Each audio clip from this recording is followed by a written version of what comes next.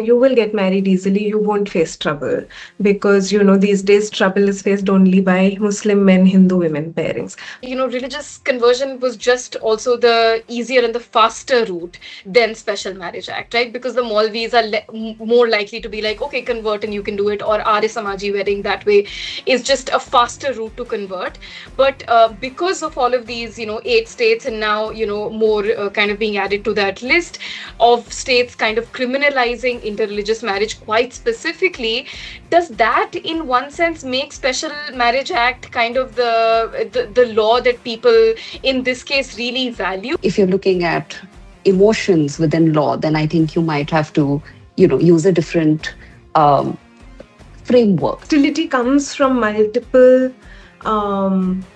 spaces, and it's not always coming from a place of Islamophobic rhetoric. India allow interfaith marriages primarily to preserve the spirit of Indian secularism.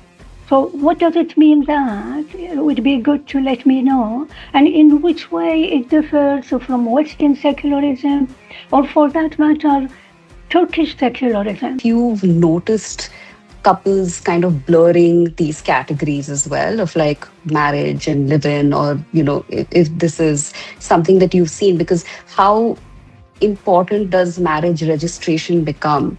And have you seen that sort of, because you also said they use live-in affidavits, so I was curious if you've seen that sort of blurring at all.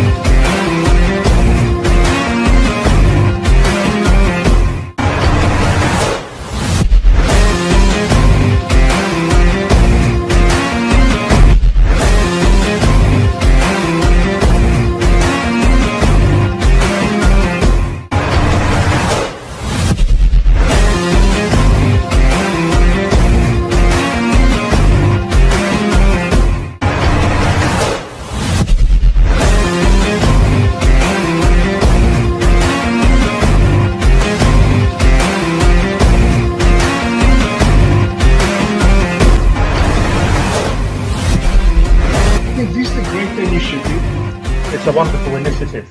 The Global South Network opened new horizons for judicial cooperations. Global South Network provide a platform for meaningful dialogue and collaboration, fostering efforts to build a more equitable and resilient legal landscape. GSN network continues to expand areas of activity, further strengthening its impact and reach. The universal concept of justice compels us to join our efforts, and this is the forum for promoting the same goal. Well deserved for the hectic activity you have made. I am astonished, I am amazed, I was impressed.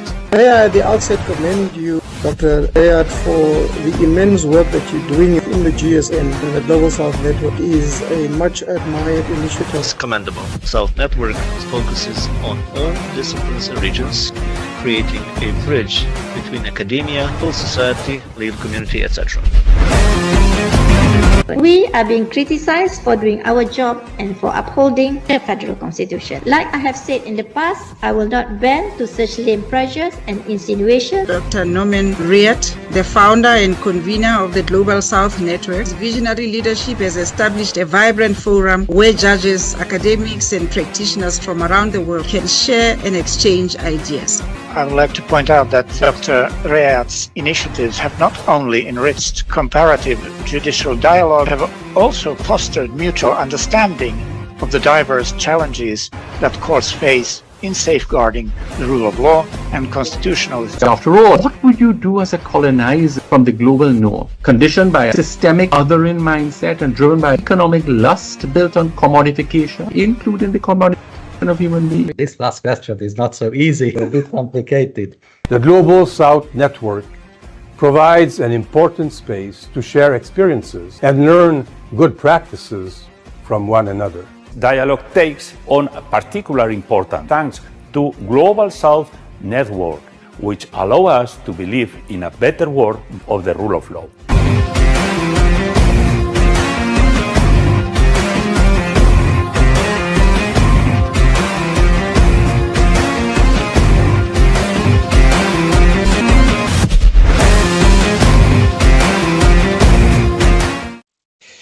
Good afternoon, everyone, or good morning or evening, depending on where you are joining us from. It's my great pleasure to welcome you to the 27th online seminar of Phase 5 of the Global South Network, International Interdisciplinary PhD in Progress weekly seminar series. My name is Dr. Nouman Riayat, and I have the privilege of chairing today's session. On behalf of the Global South Network, I would like to thank our presenter, discussants, peer commentator, and all those attending today's session from different parts of the world.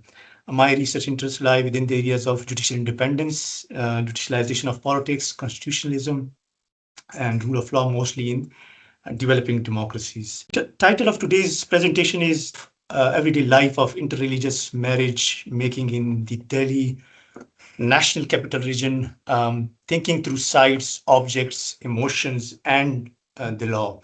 This is a timely and intellectually rich subject. Discussions of interreligious marriage often focus primarily on legislation, judicial decisions, religious norms, or political controversy. Today's presentation invites us to look beyond formal doctrine and consider marriage making as an everyday social and legal process, one experienced through particular places, bureaucratic procedures, material objects, intimate relationships, emotions, uncertainties, and encounters with both state and non-state actors.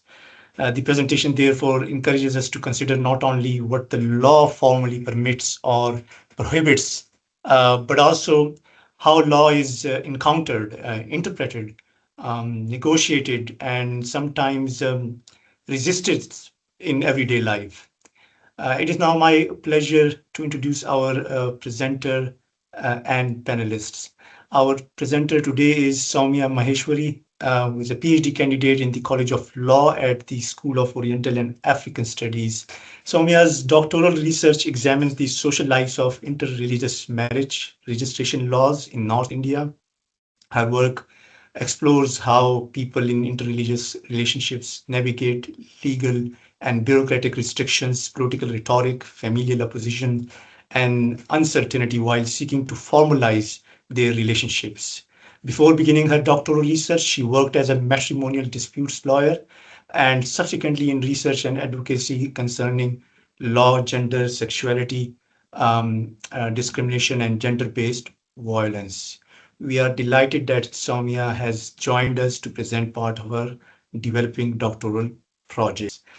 Our second discussant is Dr. Saumya Saxena, who is an associate professor at Om Prakash Jindal Global Law School in India. Dr. Saxena's research encompasses legal history, gender, family law, secularism, and South Asian politics. She is the author of Divorce and Democracy, A History of Personal Law in Post-Independence India, published by Cambridge University Press. She has also contributed to policy discussions concerning sexual violence legislation, family law reform, and forced marriage. We are delighted to welcome Professor Saxena to the seminar. Our third discussant is Dr. Haifaa Jawad, who is an honorary senior lecturer in Department of Theology and Religion at the University of Birmingham. Dr. Jawad's research covers the socio-political study of Islam, modern and contemporary Islamic thought, women and gender in Islam, interreligious relations, Islam in Britain, and Middle Eastern history and politics. She has been a member of the University of Birmingham's Department of Theology and Religion since 2001 and has held a number of international visiting positions and fellowships. Her expertise will add an important religious studies and interreligious dimensions to our discussion. We are very grateful to Dr. Jawad for being with us today. Our peer commentator is Diksha Sanyal, who is a PhD candidate in the Faculty of Laws at University College London. Diksha's Doctoral research examines how non-normative and queer families in India navigate the legal system and seeks to develop a jurisprudential foundation of their legal support and recognition. She last year, I think, presented a very fantastic presentation based on her ongoing doctoral research. So we are very much delighted that Diksha has agreed to provide the peer commentary today. Before I invite Saumya to begin, just a few brief points about the format. Following Saumya's presentation, I will first invite our discussants, Dr. Megan Reed, Professor Saxena, and Dr. Jawad, to offer their comments. I will then invite Diksha to provide her peer commentary. After that, we will open the discussion to questions and comments from the wider audience if the time permits. During the question and answer session, please use the raise hand function or place your questions in the chat. I would like to emphasize that this work is in progress. So Saumya, don't feel like it's a viva or something. We are here to question your ongoing research. We are here to contribute and understand. So once again, I warmly welcome all of you and thank our panelists for contributing their time and expertise. Saumya, it is now my great pleasure to invite you to begin your presentation. The floor is yours. Thank you, Norman, and thank you everyone for joining. I'm nearing the end of my fieldwork now, which I began in August last year in Delhi. And at the moment, I'm trying to tie up loose ends, chase interlocutors, and I'm working through some of my reflections to come up with a narrative arc for writing up my thesis chapters. I'll begin my third year of the PhD program in September. And so this opportunity comes at a very good time for me. Thank you so much, Norman, for reaching out to me. I'm also incredibly happy to have this wonderful panel of discussants and peer commentators. Thank you for taking out the time to listen closely and offer your thoughts. At this stage, I'm naturally quite eager to share about the fieldwork and stories from stories of my interlocutors. But perhaps I would be able to make most of this time by getting your thoughts on the process through which one combs through data and builds thesis chapters. I think this comes at the risk of trying to pack too much content that may seem stripped of theory and references into the next 30 minutes, but I will try my best to remain coherent. I'll first briefly take you through the political and legal context of this research and the broad questions that I began with in my upgrade a year ago. Then I will provide an overview of my fieldwork, my method, the field sites, how I chose them, the stories I was able to capture, and what got left out. As I build a narrative arc from my field notes, some field sites, objects, emotions, and aspects of law, and law broadly understood as a cultural artifact, stand out prominently in different stages of the interreligious marriage-making process. I would appreciate your thoughts on this way of thinking about chapter building, its utility, and alternative modes of building narratives. I begin with these three images, these three sets of images that capture the background of the research topic. On the left is the cover of a booklet published by an organization called the Hindu Janjagriti Samiti, or the Committee for Hindu Renaissance. It's a 2-decade-old Hindu far-right organization. The cover of the book bears an image in which a man and a woman are seen riding a motorbike. They're riding away from a Hindu temple. The woman is in love, while the man schemes about converting her to Islam. Depression, prostitution, and use for religious warfare are portrayed as the outcomes of this pairing. The book cover is representative of the hateful and fear-inducing political rhetoric surrounding love jihad, a widely believed conspiracy theory that claims that Muslim men wage religious demographic war. They trap Hindu women into love and marriage and convert them to Islam to beget Muslim children. It has gradually made its way into discourses about Muslim men on social media, in popular culture, and even court judgments. Amongst the orange images on the right, one is the cover of a collection of statutes that collectively govern Hindu marriage, divorce, guardianship, and inheritance laws in India. Another, a collection of statutes governing the personal laws of Muslims. These images are representative of the personal law system in India, where, broadly speaking, one's religious identity determines who one can marry. For example, only 2 Hindus can marry legally under the Hindu Marriage Act, and a Muslim woman can only marry a Muslim man under Islamic law. These eligibility conditions make religious conversion a vehicle of marriage making for interreligious couples, who would otherwise have to marry under the civil law statute, the Special Marriage Act, which is somewhat religion agnostic but proceduralizes, bureaucratizes the marriage process and compromises the safety of the applicants through public notice requirements. The image in the center is extracted from the Statement of Objects and Reasons of the Uttar Pradesh Prohibition of Unlawful Conversion of Religion Act of 2021. The highlighted portion, in yellow, states that the act has been passed to address incidents where people marry girls of other religions to convert them and increase the strength of their own religion. The statute itself criminalizes marriage-related conversion and renders the subsequent marriage void. At least 8 Indian states have enacted such laws. Although these statutes have been written about with reference to marriage making or marriage registration, which is also the impulse with which I began my research, the law seems to cast a much wider net onto interreligious pairings. Existing literature unmasks the writing of the love jihad conspiracy theory into law through discursive analysis of the statute's narrative elements and tries to understand the motivations behind it. Are they intended to make marrying more difficult? Are they intended to invite vigilante violence, to legitimize it?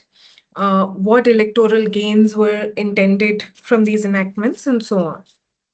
Academic writing on how the laws and associated rhetoric shape the everyday life of individuals in such pairings, how they shape sedimented ideas about conversion and perceptions of legality amongst actors involved in this process, is beginning to come out now, and I locate my work within this literature. When I began my fieldwork, I was interested in examining anti-conversion law on 3 scales.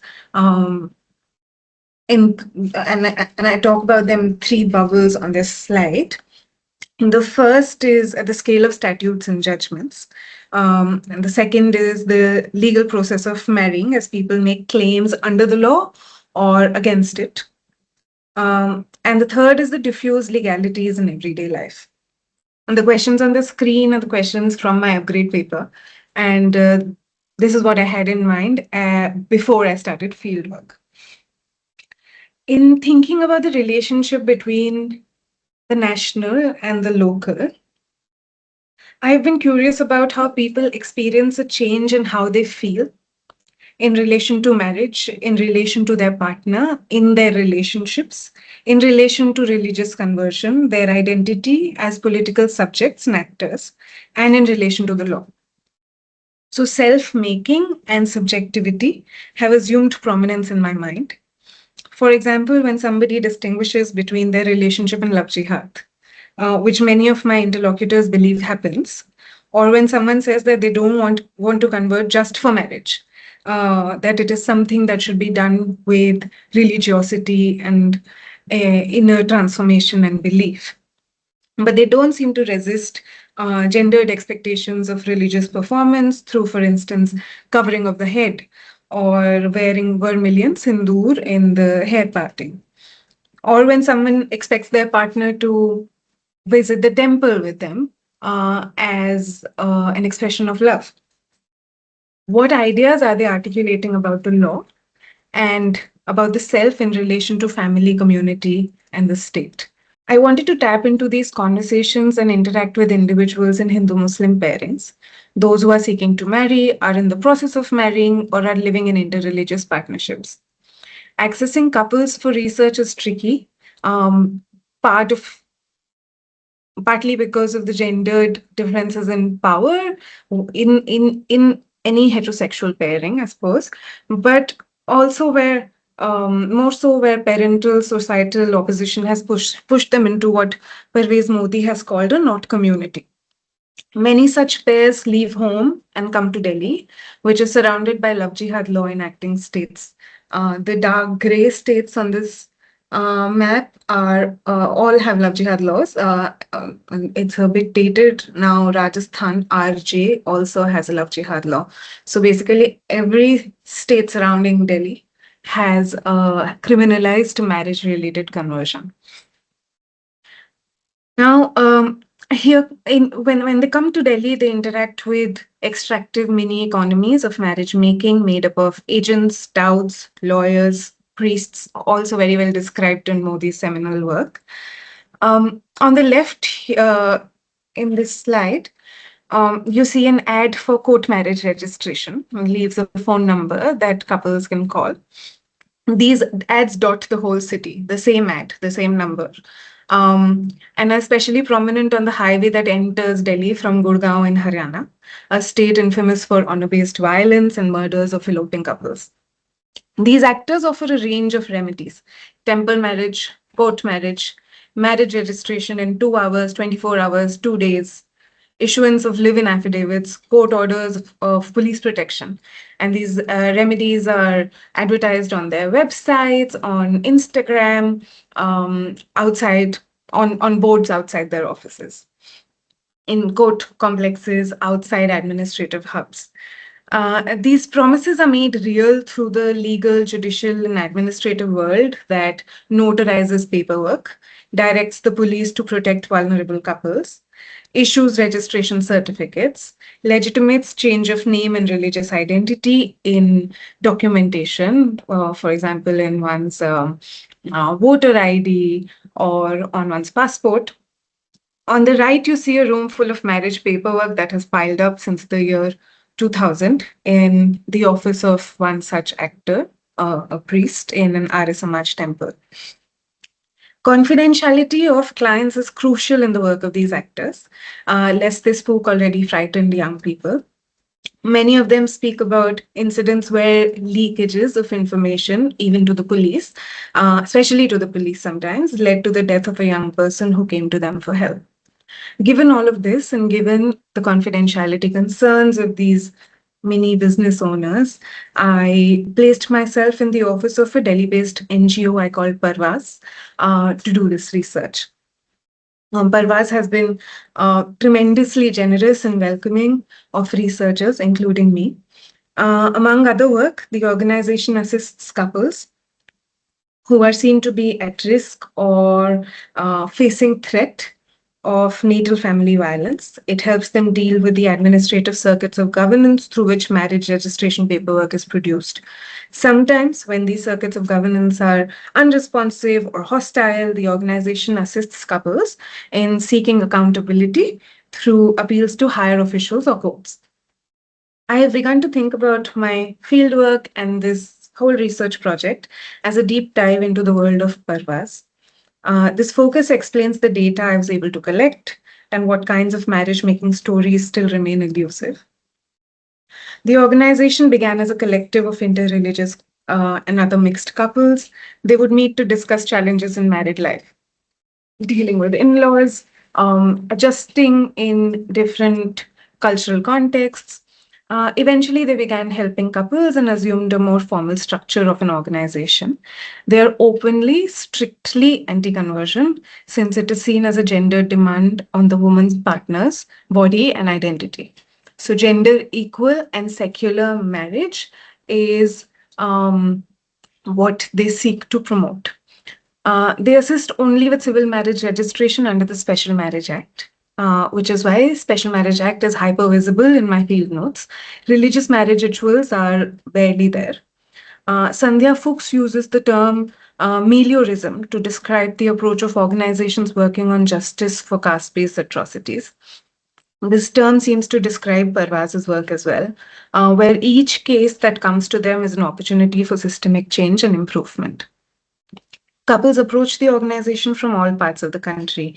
Some online, many flee home states and find solace in the presence of social workers and lawyers in Delhi, and the relative anonymity that comes with being out of one's home state. My work with Parvaz involved participant observation. I shadowed the crisis intervention program executive as they counseled couples, made applications first for police protection and shelter in government-run safe homes, then for marriage under the Special Marriage Act, constantly strategized within the team, with the couple, and with lawyers, dealt with emotional upheavals, encouraged reflection on gender-based power differences in the relationship, tapped into networks to find assistance in other states, did legal advocacy, and reflected on its limits. Shadowing them also allowed me to observe individuals over an extended period of time as they approached the organization, weighed their options, received and responded to constructions of the law and the limits of Parvaz's assistance, navigated fears of digital surveillance through their phones, created digital archives of proofs, screenshots of messages, recordings of phone calls with everybody that they interacted with, evidence that might come in handy when conflict arises with families, with each other, or with actors helping them. As they experienced the emotional and financial consequences of estrangement from families, experienced, made sense of, and responded to police and bureaucratic hostility, and articulated their understanding of political rhetoric, religious conversion, the law, and the legal and justice systems. This work took me to district police headquarters, offices that process protection and shelter applications, offices of marriage officers under the Special Marriage Act, subdivisional magistrates in Delhi, government-run safe homes for couples, the Delhi High Court, and the Delhi government's administrative hub in the Central District. Where couples were willing to become interlocutors, I maintained extended contact with them through informal conversations and extended interviews. I also studied Parvaz's archives of right to information applications and representations to the government, tools for seeking clarity on the law, fixing accountability, and demanding change. Where I could, I drafted paperwork and representations, and the line between the role of researcher and that of program executive was sometimes blurred. But this blurring as participant observing one's own actions and emotions, in addition to those of others, produced indispensable insights. Through Parvaz's monthly meetings with members of their collective called Solidarity Meets, I met other marriage-seeking and married individuals who are or have been in interreligious marriages. Through their advocacy and capacity-building events, I met organizations in other states, so I snowballed to find other interlocutors. I learned about social media influencers, priests, lawyers, other social workers. I was able to interview lawyers, one priest, social workers in other cities, and one staff member at a marriage office.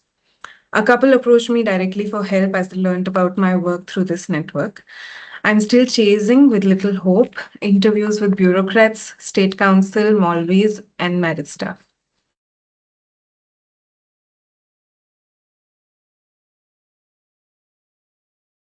So when I sit down and map the journeys of my interlocutors, their non-linearity becomes abundantly clear, making the identification of stages in their journey a tricky task. Some approach Parvaz with little information after ChatGPT proposes it as a reliable source of help. Some have been to multiple websites, researched, approached multiple lawyers, received conflicting advice about marriage modes and their validity, and varying demands for fees before coming to the organization. Some obtain marriage certificates, go back to live with their respective families, and then approach the organization for help when one partner's marriage is fixed by their family. Some get live-in relationship affidavits. Some join the collective but are unable to gather the strength to make the marriage application for several years.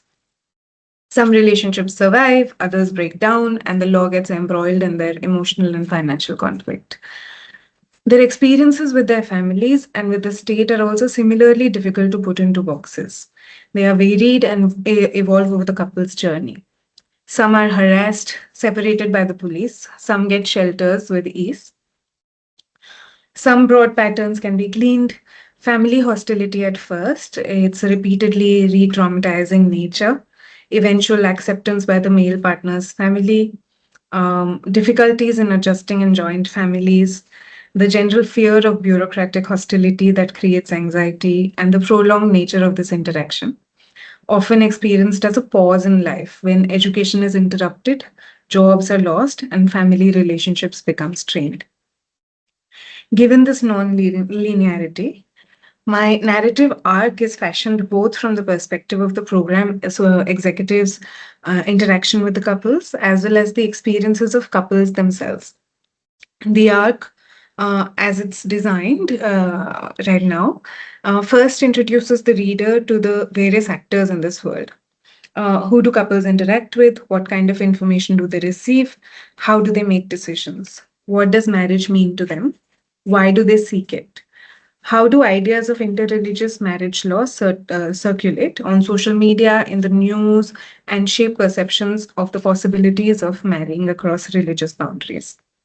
Then in chapter 2, the first prolonged interaction with Parvaz in the counseling session.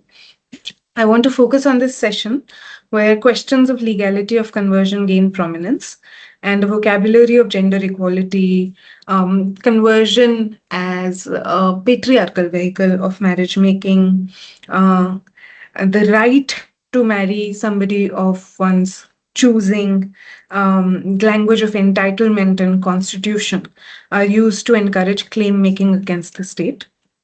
How are couples encouraged to marry under the SMA, and how do they respond to these constructions of the law? The two subsequent chapters each would look at the process of applying for protection and shelter and the marriage application. The third would examine the steps followed by Parvaz to preempt criminal action against the male partner and make claims for police protection and shelter. This chapter would explore the aftermath of the crisis that unfolds upon elopement and predictably puts in motion legal processes that surveil and control marriage seekers through the police. How do marriage seekers respond to this multi-pronged and interconnected crisis of legitimacy, shelter, and criminal prosecution at a time of immense emotional upheaval? What is the role of emotional ties between family members in creating unreliability and suspicion between marriage-seeking partners? Parvaz, as well as every other actor I spoke to that assists in the marriage-making process, lawyers, priests, take steps to protect themselves and the male partner from possible criminal action against them and the male partner if the woman changes her story, if she goes back to her family and files a criminal complaint against them.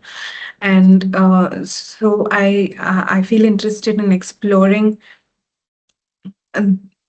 what this unreliability is about and how these women are seen, the language of who is strong, who is likely to crumble emotionally is used very often. And the role of guilt and estrangement in shaping the marriage making process, the legal process, is something I feel interested in exploring here. The fourth chapter would focus on the marriage making process. What does the law of the Special Marriage Act look like in the office of the subdivisional magistrate? What kind of marriages does the office staff envision? So I heard about, instead of just interreligious marriage or just marriage under the Special Marriage Act, I heard of interreligious marriage as one category, intercaste marriage as another category, where family is not agreeable is another category, divorce marriage is another category. So how do marriage seekers make sense of and respond to these different constructions? and to bureaucratic hostility and arbitrariness. How are delays created in the marriage making process by marriage staff in the SDM's office? What is the role of legality in shaping both the illegibility of the interreligious marriage and responses to the state? Here, I'm thinking specifically about instances where names on the marriage application confuse the staff because one sounds or reads Hindu and the other reads Muslim, or there questions about witnesses from groom's side and bride's side, which see all marriages through the default arranged marriage perspective. So every time a marriage application is filed, the marriage staff asks says there should be at least one witness from the groom's side, one witness from the bride's side, assuming that it'll be a family member, but usually it's friends of the couple. And it's difficult to say who's from the groom's side and who's from the bride's side. So these kinds of questions of what the marriage staff is able to see and how they see witnesses and how they see these applicants come up during the process. The final chapter would examine the meanings attached to religious conversion, religious identity, and how they are imagined differently by different actors and how they're imagined in the law. Conversations about religion, identity, and marriage with my women interlocutors often brought up differences in everyday practices of managing the kitchen. For instance, one of my interlocutors spoke about the big problem that roti making, the South Asian bread making, is in these mixed households. And she said, she's Muslim, married to a Hindu man, and she lived with her in-laws for some time. So she says, we make large rotis. You make small rotis. We make them on this kind of tawa. The cookware is different. We put ghee on a different side. Even our process of rolling the dough is different. Other than roti making, women speak about gendered expectations of cultural and religious performance from daughters-in-law. For example, putting vermilion or putting bindi, a colored dot, on the forehead, covering the head, wearing the burqa. This chapter would call for a reconceptualization of marriage-related conversion through the lens of social reproductive labor, in view of the reproduction of cultural and religious identity through the woman's body and her children's identity. The sites, objects, emotions, law that become prominent in each stage of marriage making are distinct, and I use them to think about the questions I want to ask around self-making and subjectivity. This is based on my overall reflections, the table you see here. I haven't done this after putting my data into in vivo and doing a sophisticated data coding and analysis. These tables may seem random without much context. What I want to do with this is think about common threads, which can run through chapters and tie them together. As they're currently framed, the first chapter is about paperwork, certification, and identity documents. The second is about counseling sessions, the third and fourth about applications, and so on. I worry that these may seem like separate journal articles put together rather than parts of a cohesive narrative. Partly also because these ideas have developed in response to conference calls, and they've developed separately. But if I were to design these around objects alone, for example, then different kinds of paperwork might gain prominence across chapters, or maybe paperwork in one, the digital interface through which marriage applications are made in another, files maintained by Parvaz in another, and so on. These objects would then be centered in my storytelling. For now, I'm wondering about where this coherence should come from, where the common thread should come from, in centering sites, objects, emotions, or types of laws and legalities, or in some other way. I'll stop with this question. Thank you for listening, and I'm very eager to hear your feedback. Great. Thank you very much, Saumya, for that fascinating and thought-provoking presentation. Um, I have a lot to say, comment, but I will stop myself. I will not abuse my position as a chair. You have given us much to reflect on, particularly regarding the ways in which law, emotions, social relationships, and everyday spaces shape the experience of interreligious marriage making. I'm now pleased to invite our second discussant, Dr. Saumya Saxena, to offer her comments and observations. Dr. Saxena, the floor is yours. Thank you, Noman, for inviting me to this. And Saumya, congratulations on an excellent and a very impressive doctoral research project. And I was also so happy to see it because it's so important and so significant in this day and age. And you've done such an excellent job. And some of my questions are also just general wonderings. And the bit on data I shared with Megan, so I'm not going to repeat it. I'm going to ask you the specific ones first, and then maybe the broader questions about the argument. So the specific one was, and you've partially answered it, is about the witnesses. Who are the witnesses in, because Special Marriage Act requires 3 as opposed to Hindu Marriage Act, which requires only 2 because religious marriage is, of course, like less suspect and all of that. And it does pervas. For instance, these are couples who are leaving town, they're leaving villages and moving to bigger cities to register their marriage, also to be away from families. So do they have friends, or does Parvaz, are they in a position to basically also provide a witness? Because for instance, if you read Solanki's work or Vatuk's work, in a lot of ways, what these NGOs are doing is they're also working with the legal process in very creative ways. So are they in a position, if there is a couple who knows absolutely no one there, could they ask the clerk sitting around or the next couple waiting for the registration to act as witnesses? So that was just the most specific question on how do they go about the technicalities of the Special Marriage Act.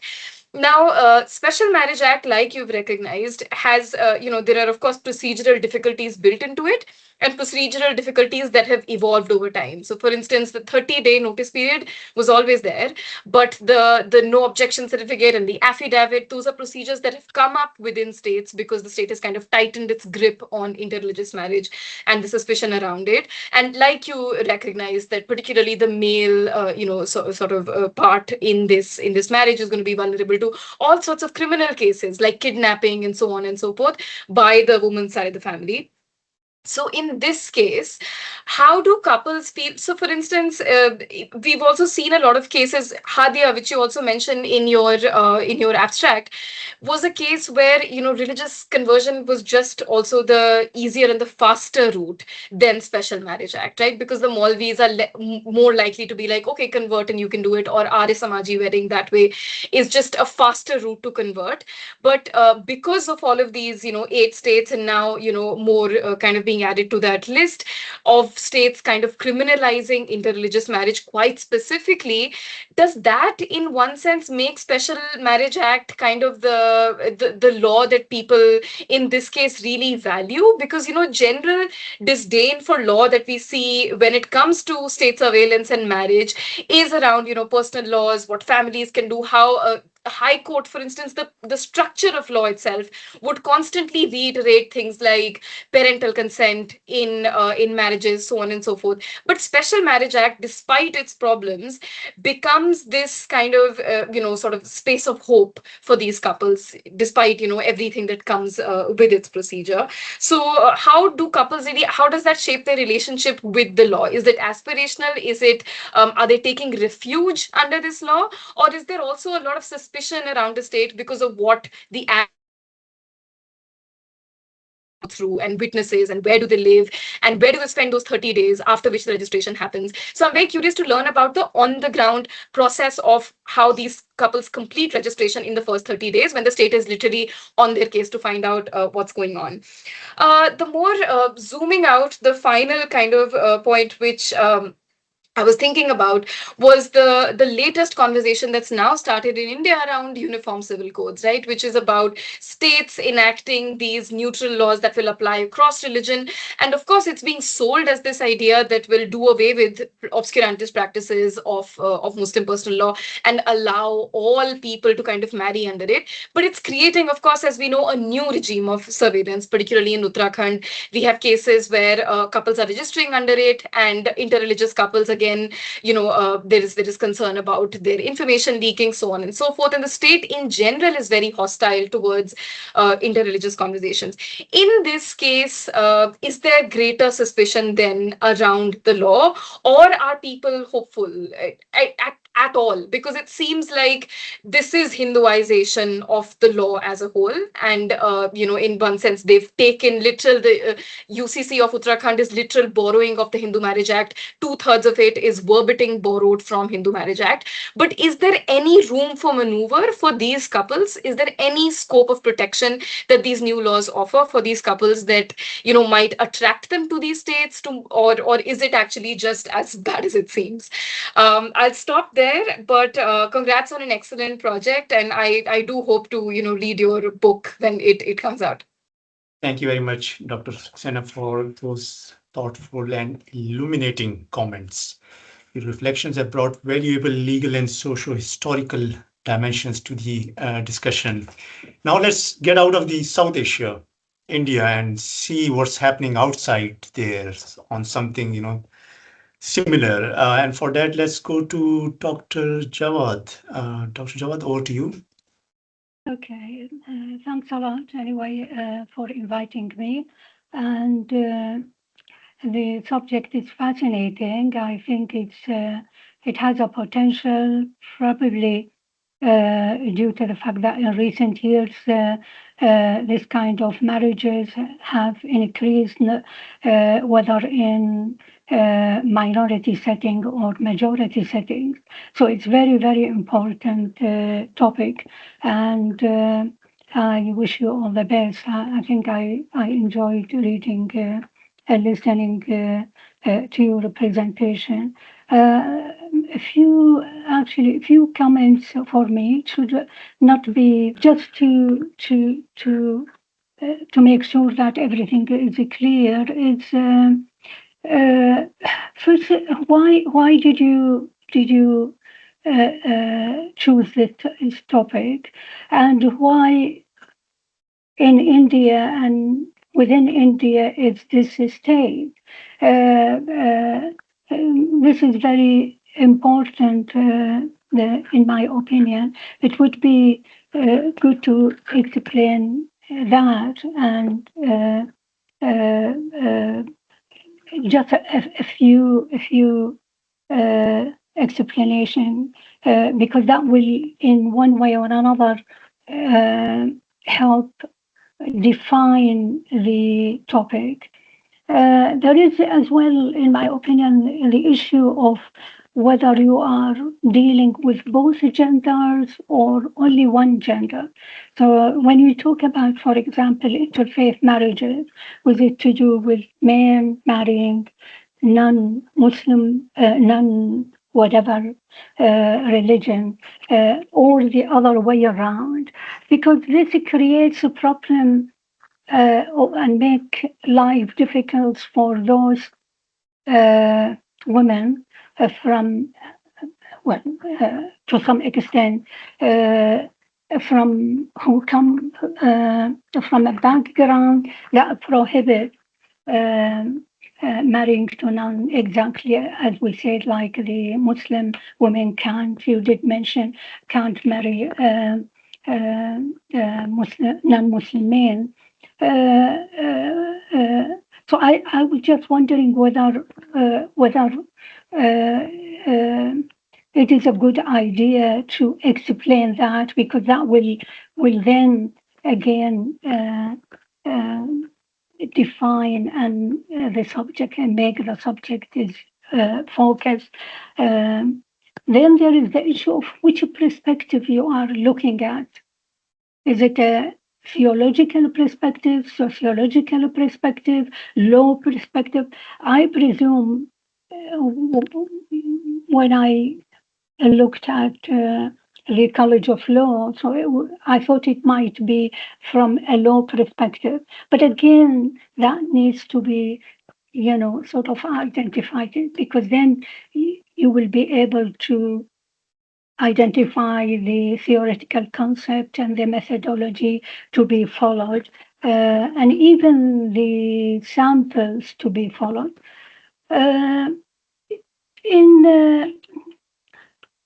In the small abstract, you did mention that India allow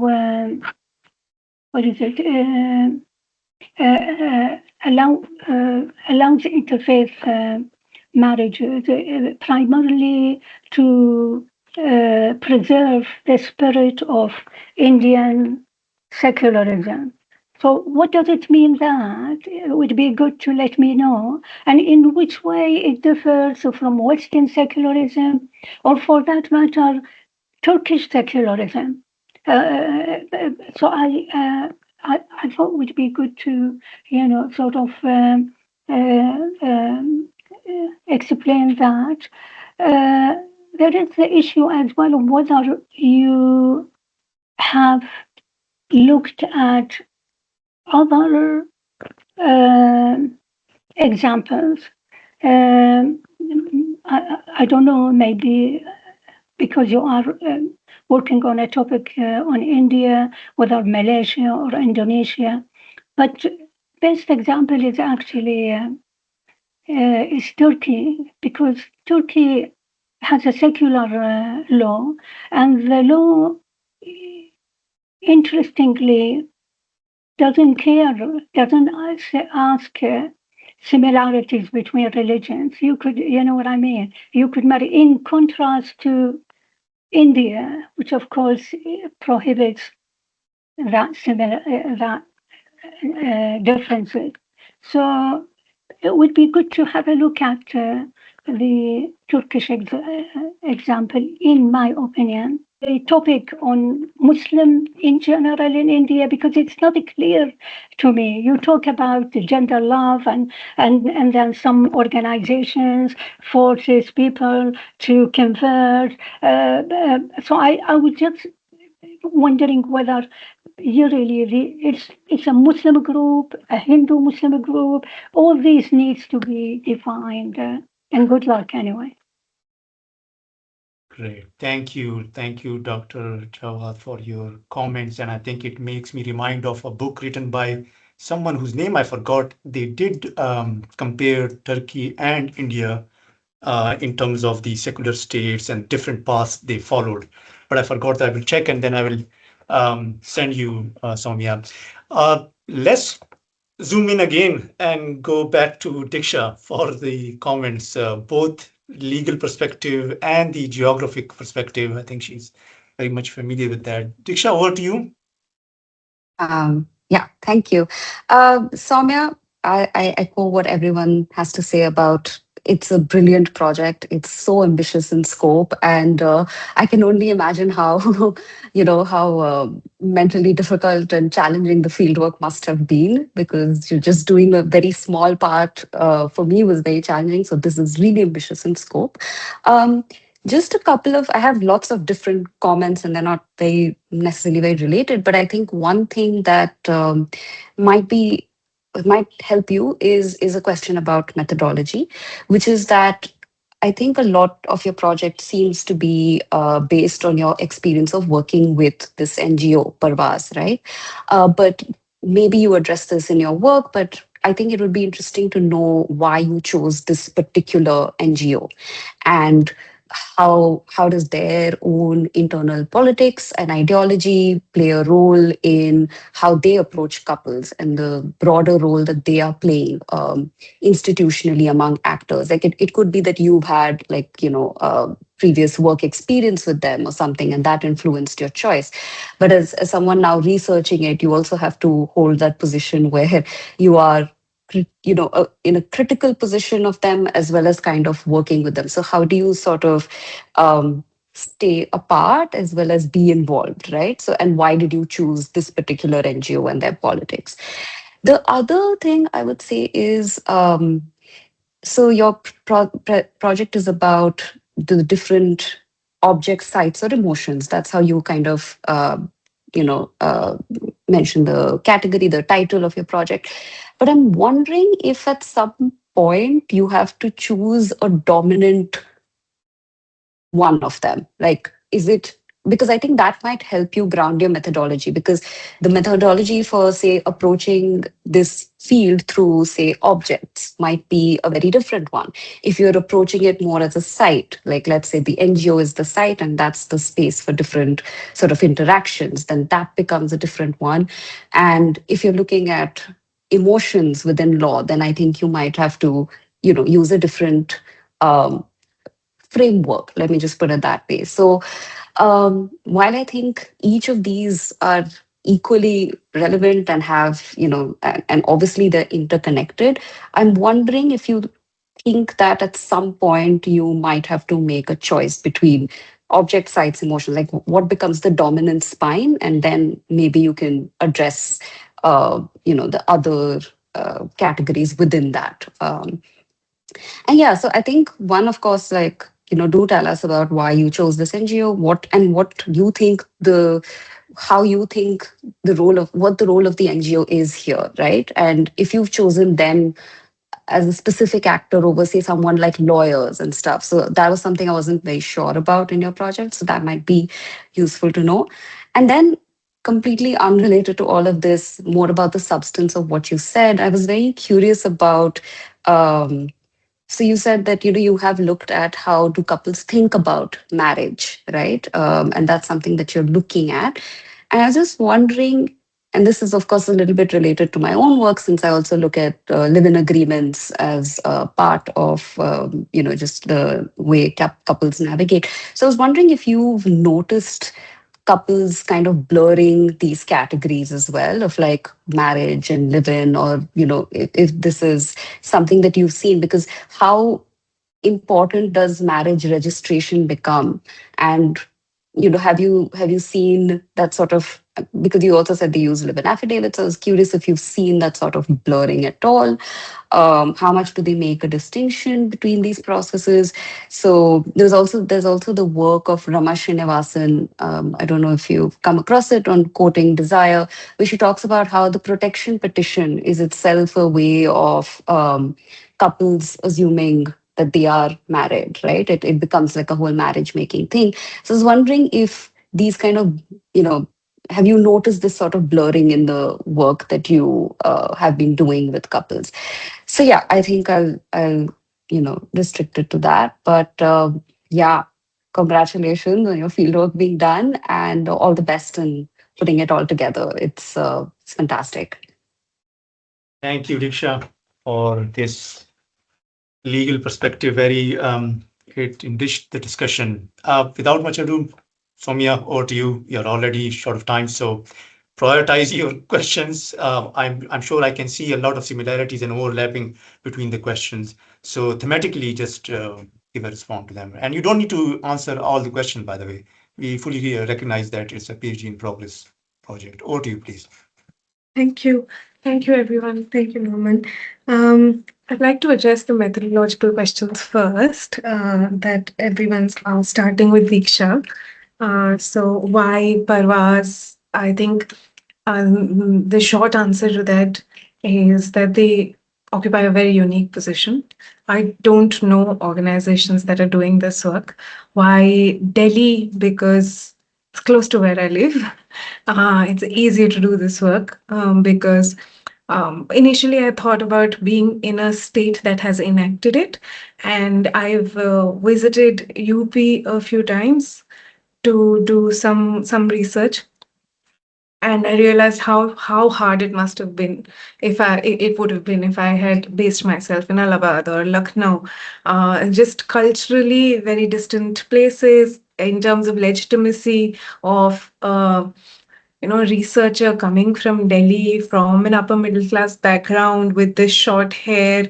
I thought it would be a problem in Delhi. It wasn't. But in Allahabad, I had a very hard time. So a mix of factors influenced the decision to be with Parvaz. Also because lawyers, it's hard to identify one lawyer who would do this openly. In some states you can do that. Here, some lawyers become prominent as people who are openly helping individuals in these kinds of situations, especially interreligious couples. But nobody does it as openly as Parvaz does on social media, their website. This is a political issue for them, and I wouldn't say they do it fearlessly. Of course, there's enough fear because of the kind of political dispensation we have, but they do it openly. And so as a field site, it became slightly easier to access. In terms of the number of people I spoke to, some of my interactions with couples began in the Parvaz office with people who came for a counseling session and then went through the process. For example, one couple came in September last year in the middle of a very, very difficult situation where their marriage application had been made viral on a WhatsApp group, and goons had come to their respective homes. They had to flee the state, come back, fight a long legal battle in relation to what Saumya asked about witnesses, who can be witnesses. So their marriage took about 7 or 8 months to finalize. Under the SMA, it should take no more than 3 months and can be done in a month. So I would, I'm trying to count now, and I would say 4 couples who I've seen from beginning to end, in the sense they came to Parvaz and I saw them getting married or separating and going home or not knowing what to do, but in that flux. The snowballing led to other interviews. So I interviewed people who came to Parvaz for help and were eventually sent back to their state and put in touch with somebody there. 2 couples in Jaipur, Rajasthan, who both went through horrible media trolling. So they one was fighting a sexual assault case, a fake sexual assault case for 6 years during their marriage, filed by the younger sister of his wife. So 2 in Jaipur. I've interviewed couples in Pune as well more recently, but it's hard to again, those are couples who came to Parvaz and then were sent back to seek help from local actors in Maharashtra. Although I find them to be the world in Maharashtra for marriage making seems to be completely different, and I am not sure how to reconcile the data I've collected from there with the rest of this, like in Delhi NCR. Some people didn't marry, went back, or they separated. And I've come across 3 such couples where, so I haven't done a count as such, but you get the idea. The number is small, but the interaction is prolonged with some of them. With the people that the case that took 8 months to solemnize, I haven't done a formal interview with them because I was there from the beginning to the end, and the number of conversations we've had. So I don't have anything to formally interview them for. And they know that every time we speak, I'm asking them questions, but it's always informal and I go back and make my field notes. So it's been very different. But the people I've snowballed to, priests, lawyers, married couples, those interviews have been single. So earlier the idea was to do life history interviews, and the first interview was always conducted with the objective of doing a life history interview. But it's so difficult to get time. Nobody is like they're all in the peripheries of Delhi. They're all busy with their jobs. Everybody is struggling to make money and run a household. Sometimes if they go back and live with their in-laws after marriage, then it's even more difficult to get access. So um, that is something I don't really know how to like deal with. But one long interview with all of these couples at least. So some interviews were 6 hours long because we just kept chatting, and they were okay with getting recorded while chatting. Some two, but like extended, long, in-depth, unstructured interviews. But I haven't been able to interview these couples more than once. Okay, so I'll come to the other questions that I can answer at the moment. Starting with Dr. Reed's, how would the experiences of Parvaz couples be different from those of non-Parvaz couples?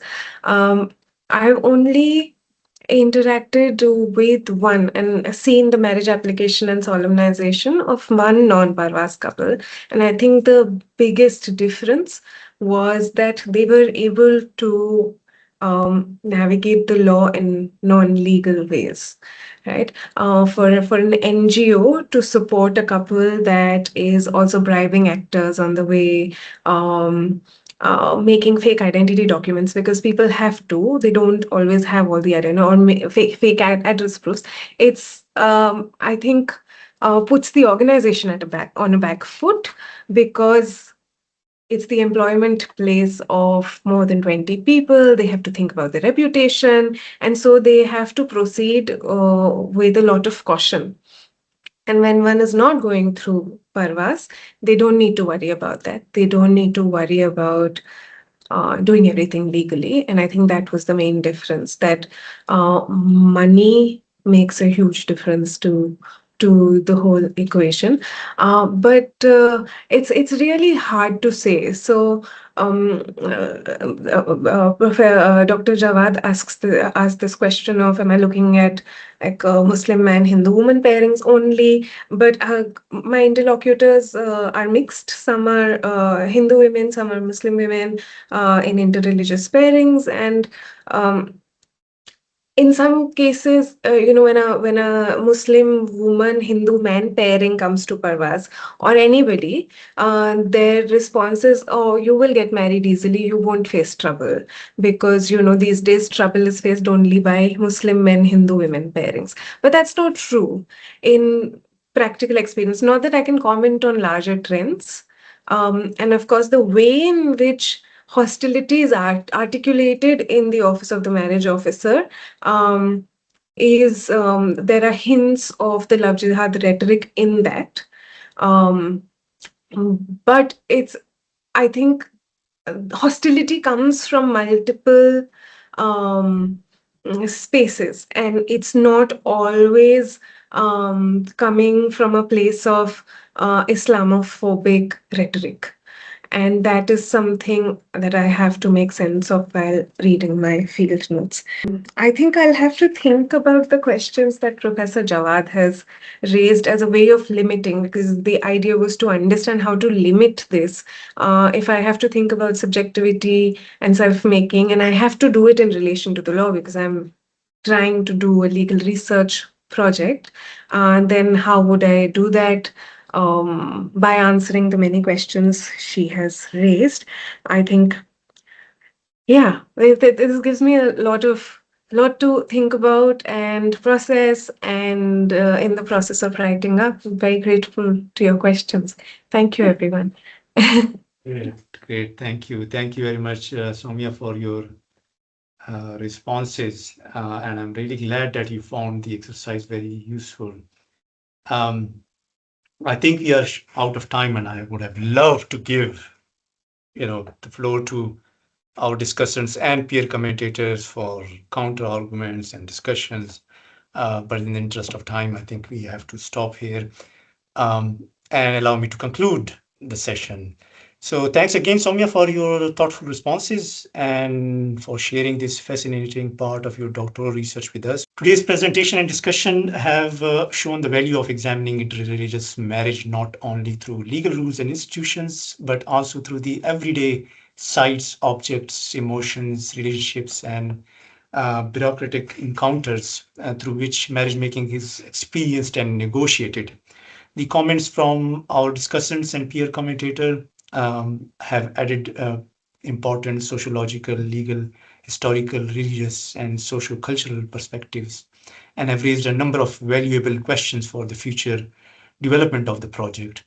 On behalf of the Global South Network, I would like to express our sincere gratitude to our presenter, Saumya Maheshwari, our discussants, Dr. Megan Reed, Professor Saumya Saxena, and Dr. Haifaa Jawad, and our peer commentator, Diksha Sanyal, for their generous and constructive contributions. I would also like to thank everyone who joined us today and participated in the discussion.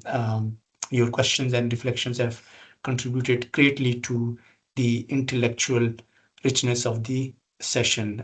This brings the 27th online seminar of Phase 5 of the Global South Network PhD in Progress seminar to a close. Thank you all once again, and I wish you a very pleasant rest of the day. Bye-bye.